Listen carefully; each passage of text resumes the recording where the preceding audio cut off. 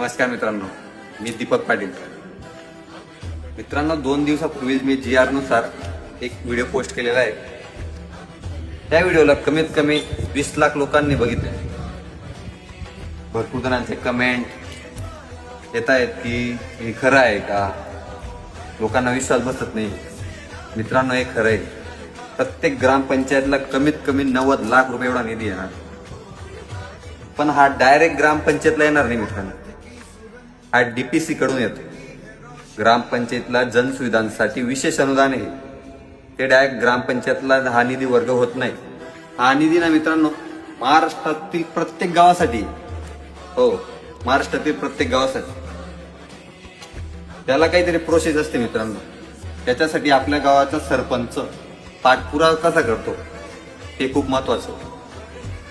नाहीतर मग काय, सरपंचाला पाठपुरावा करता आला नाही तर तो निधी आपल्या गावात येऊ शकत. हा निधी आपल्या गावात आणण्यासाठी सरपंचामध्ये दम असला पाहिजे, हो मित्रांनो. नाहीतर मग काय, आपल्या गावात 14 वित्त आयोग, 15 वित्त आयोग हा निधी गावात संपत नाही.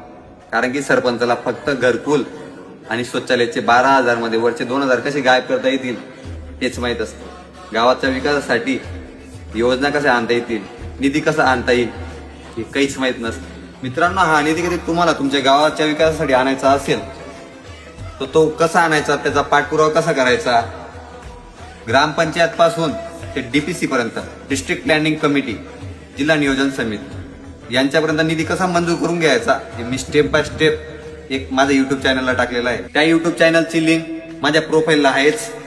तरीही तुम्हाला काही अडचण आली मित्रांनो, माझा नंबर मी दिलेला असतो, तसं तुम्ही DM ला पण मेसेज करू शकतात. धन्यवाद.